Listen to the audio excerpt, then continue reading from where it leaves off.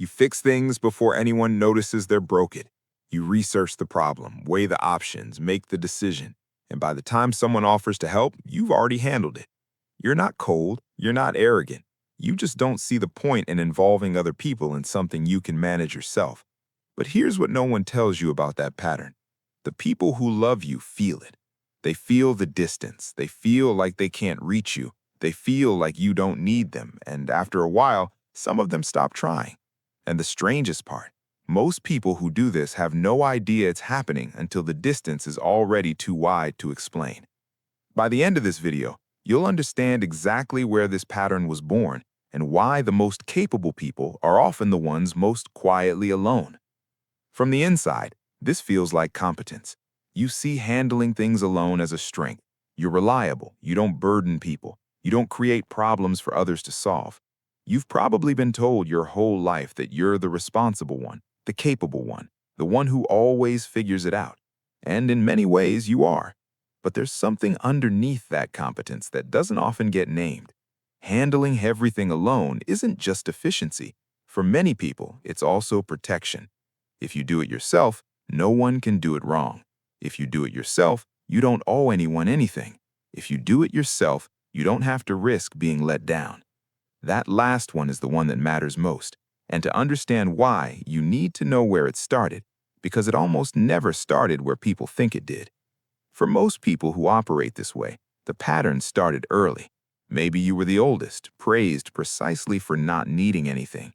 Maybe you asked for help once and got criticized, ignored, or let down in a way that stayed with you. Maybe the adults around you were too overwhelmed to respond, so you learned not to ask. Over time, your brain learned a very efficient lesson. The safest way to get something done is to do it yourself. That lesson was smart. It worked. It protected you. But your nervous system doesn't automatically update when the context changes. The rule that kept you safe at 8 years old is still running at 35, in your relationships, your friendships, your marriage. And now, what once protected you is quietly building walls you didn't intend to build. What I want you to hold on to is this. Those walls don't just affect you. They affect everyone on the other side of them, in ways most people who love you will never say out loud. Here's what the people close to you experience that they may never say directly. They feel unnecessary. When you handle everything yourself, the people around you have no way to show up for you. And when someone has no way to show up for you, they stop feeling connected to you. Connection isn't built only through good conversations or shared experiences. It's built through need, through allowing someone to matter to you, through letting someone be part of solving something. When you remove that entirely, the relationship slowly loses a dimension. Your partner starts to feel like a roommate. Your friends start to feel like acquaintances. Your family members stop offering because they already know the answer. They're not pulling away because they don't care. People can only offer themselves to a wall so many times before they stop. And here's what makes this so painful. You usually don't notice until the distance is already real. But the cost doesn't stop there, because what this pattern is doing to the people around you is only half of it. What it's doing to you, silently, invisibly, is the part that almost never gets talked about.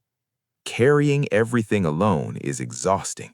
Not just the tasks, those you can manage. What's exhausting is the weight of never being held, never being seen struggling, never letting someone else take something off your plate without feeling like you failed some invisible standard. Some people who handle everything alone have never been asked, "Are you okay?" Not because no one cares, but because they've built such a convincing image of capability that the people around them genuinely believe they don't need to ask. You've become so good at carrying it that no one can see the weight anymore. And at some point, that becomes its own kind of loneliness. Not the loneliness of being alone, but the loneliness of being surrounded by people who have no idea how much you're holding. Here's the question that will make this click. Is what you're doing actually strength, or has it become something that only looks like strength from the outside? There's a version of independence that is genuine strength. You know your own mind, you trust yourself. You don't collapse when things get difficult. That is real, and it's worth honoring. But there's another version that looks identical from the outside and feels identical from the inside.